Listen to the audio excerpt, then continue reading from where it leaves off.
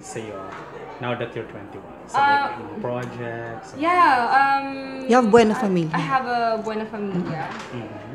And then I'm gonna be shooting new music videos sa States.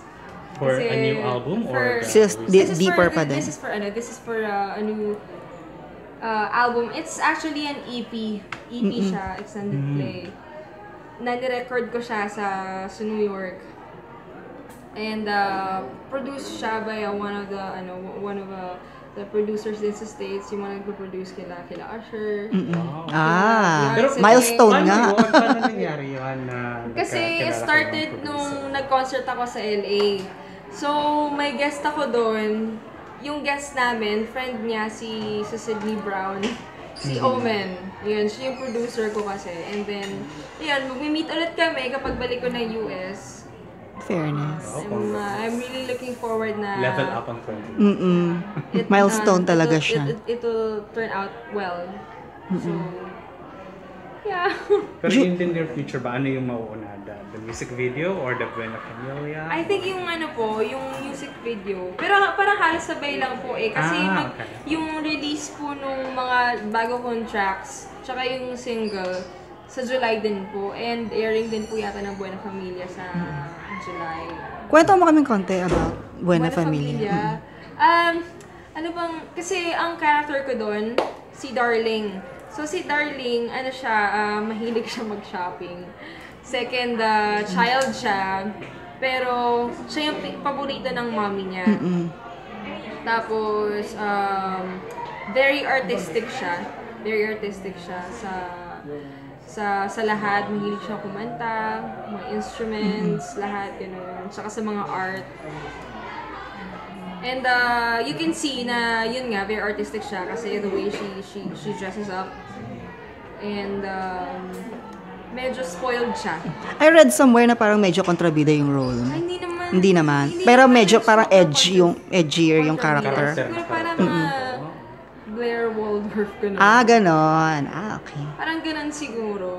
Hindi siya yung kontrabida na ang sama. Kasi, syempre, hindi naman, you know. Parang Blair lang. Parang ganun lang siguro. Medyo flirty, parang gano'n.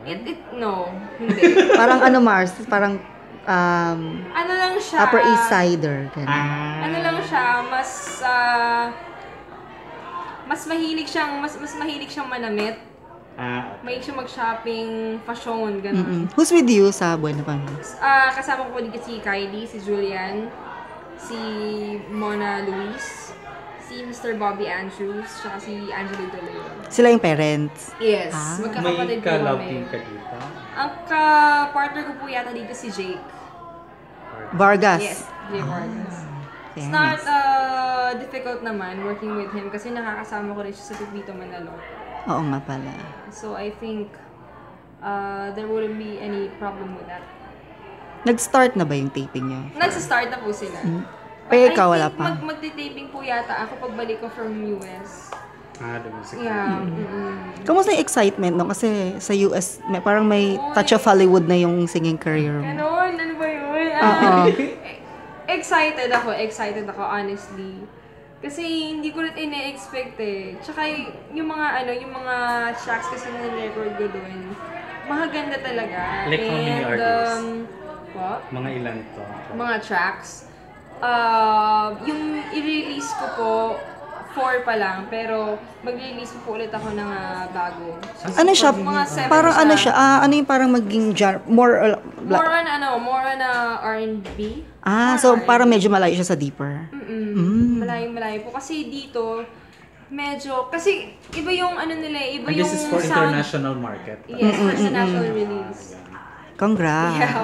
Kasi yung tunog doon, iba talaga siya. Compared mo dito sa Philippines. Actually, may mga nakausap na din kami like mga team, gano'n na ang category ng Philippines parang ballad and country.